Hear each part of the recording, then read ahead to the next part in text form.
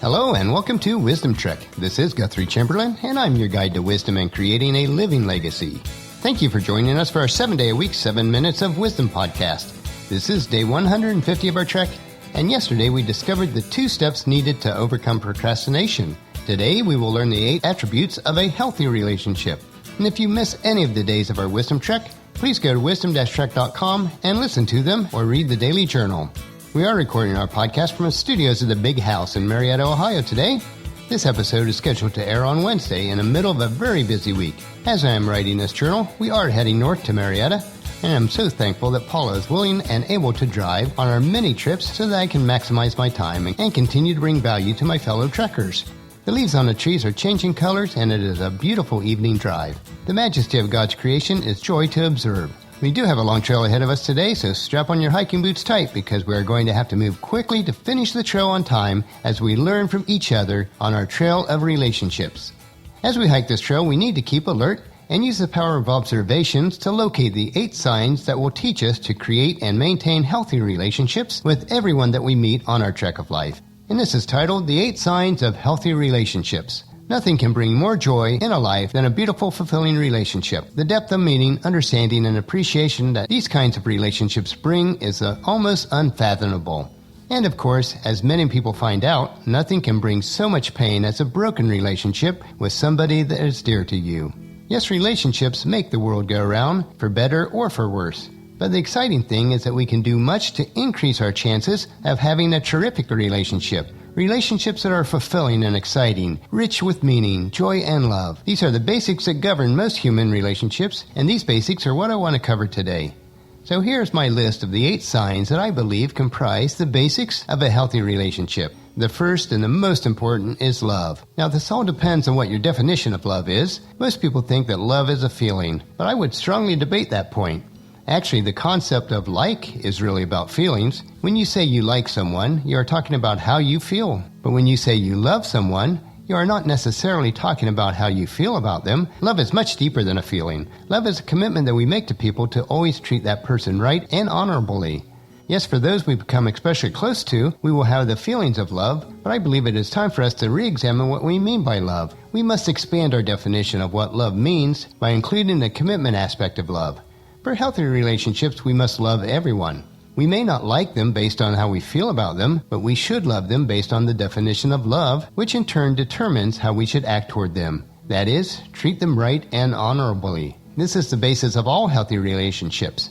I believe the best description of what love really is can be found in the first letter from the Apostle Paul that he wrote to the church in Corinth, chapter 13, verses 4 through 7, and he put it this way: Love is patient and kind. Love is not jealous or boastful or proud or rude. It does not demand its own way. It is not irritable. It keeps no record of being wronged. It does not rejoice about injustices, but rejoices whenever truth wins out. Love never gives up. Love never loses faith. It is always hopeful, and it endures through every circumstance. The number 2 aspect is a serving heart. My mentor Zig Ziglar frequently said, "You can have everything you want in life if you help enough other people get what they want out of life." The concept he is talking about is having a heart and life that is focused on serving other people. Philippians chapter 2 verses 3 through 5 supports this also. And it says, "Don't be selfish. Don't try to impress others. Be humble, thinking of others as better than yourselves. Don't look out only for your own interests, but take an interest in others too. You must have the same attitude that Christ Jesus had." This is also fundamental to a healthy relationship. The third aspect is honest communications. In any good relationship, you will find open and honest communications. Communication is so important because it is the vehicle that allows us to verbalize what we feel inside, and it enables us to connect with another person. Isn't communication amazing? One person is feeling one thing, and through communication, another person can find out and feel it too. It's amazing, and it is a vital goal to any good relationship to communicate, to tell each other what you are thinking and what you are feeling. It enables us to make the connection. Sometimes we are the one speaking, and sometimes we are the one listening. Either way, the central tenet is communicating for the sake of building the relationship and making it stronger. And here's what is really exciting. If we just communicate, we can get by. If we communicate skillfully, we can work miracles. The fourth aspect is friendliness. Put simply, relationships just work better if we are friendly with each other. Being friendly can cushion the bumpy ride we sometimes experience in our relationships. Cheerfulness goes a long way toward building lasting relationships. I mean, nobody wants to go around a grump, do they? The fact is, the friendlier that you are, the more you're going to have people who want to pursue long-lasting, mutually beneficial relationships with you. So cheer up, put on a smile, have kind words to say to others, treat people with a great deal of friendliness, and you will see your relationships improve. The fifth aspect of creating and building great relationships is patience. People are people, and we have an awful lot of time for practice in the area of patience. People are not perfect and will constantly fail us. And conversely, we will fail other people. So while you're trying to have more patience with others, we need their patience as well also. So often, I think relationships break down because people give up and lose patience. And I'm talking about all kinds of friendships, marriage, business relationships, and others. Recent research shows that those marriages that go through major turmoil and then make it through are very often strong after doing so, because patience wins out. Those who give up on their relationships too early, or because the other person isn't perfect, often forget that the next friend, their next spouse, or business partner will not be perfect either. So we would do well to cultivate the skill and learn to have more patience with each other. The sixth aspect is loyalty. Loyalty is commitment to another person. Sadly, loyalty is often a missing element in many relationships today. We have forgotten what it means to be loyal. Our consumer mentality is affected to this by some degree. People are no longer loyal to a product, and unfortunately many companies are no longer loyal to their clients or patrons or even their employees. Regrettably, this has spilled over into all of our relationships. It's one thing to switch brands of dishwashing detergent, it is another thing altogether to switch friends. Sometimes we need just to commit to being loyal and let the relationships move forward. We need a higher level of stick-to-itiveness, the kind of loyalty that will take relationships to a much deeper level. What a powerful and secure feeling of knowing that you have a relationship with someone who is loyal to you and you to them, that neither of you is going anywhere even though things get rough. While that can be very powerful if you stick with it. The seventh aspect is a common purpose. One of the basics of a healthy relationship is to have a common purpose, and oftentimes this is the component that is initially overlooked, but for the long-term, long-lasting relationships, it is vital. Think about the many friends that you have through the years while working on a common purpose. Maybe it is somebody you met while participating in sports, while working on a political campaign, attending church, at your office, or anything else that brought you together to work on a common purpose.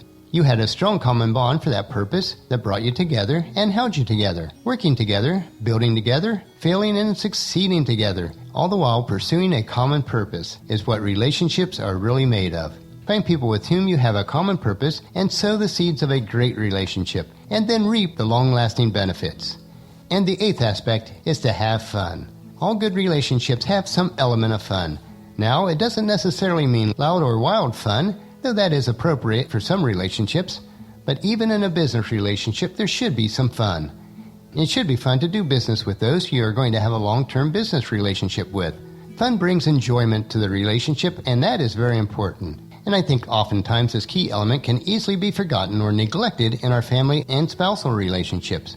The fun things that we did initially in a new relationship, after a while are taken for granted or simply fall by the wayside, and we stop creating fun and joy. So remember to consciously craft fun situations and moments, for these are the glue that hold the memories together and makes our life sweet. There are so many ingredients to maintaining and making great, long-lasting relationships. Each of the 8 components that we discussed brings unique dynamics and rewards within our relationships. Let's begin to focus on improving relationships in these areas and see the miracles that will really occur. So on our trek today, we learned and applied the 8 signs of a healthy relationship. These are valuable beyond measure. I would encourage you to invite others to join us on our trek each day, and then come along with us tomorrow for another day of Wisdom Trek, Creating a Legacy. And tomorrow we will explore the 7 lessons of a successful life. And that'll finish our podcast for today. Remember to listen to your daily dose of wisdom at wisdom-trek.com or subscribe at iTunes, Stitcher, SoundCloud, Spreaker, or YouTube so that episodes will be downloaded to you automatically each day. And please share Wisdom Trek with your family and friends through email, Facebook, Twitter, or in person, and invite them to come along with us on our Wisdom Trek each day. The journal for today's trek can be found at wisdom-trek.com. And thank you for allowing me to be your guide, your mentor, but most importantly, your friend, as I serve you through the Wisdom Trek podcast and journal each day. And as we trek together, let us always live abundantly or fully, love unconditionally, listen intentionally, learn continuously, lend to others generously, lead with integrity, and leave a living legacy each day. This is Guthrie Chamberlain reminding you to keep moving forward, enjoy your journey, and then create a great day every day. See you tomorrow.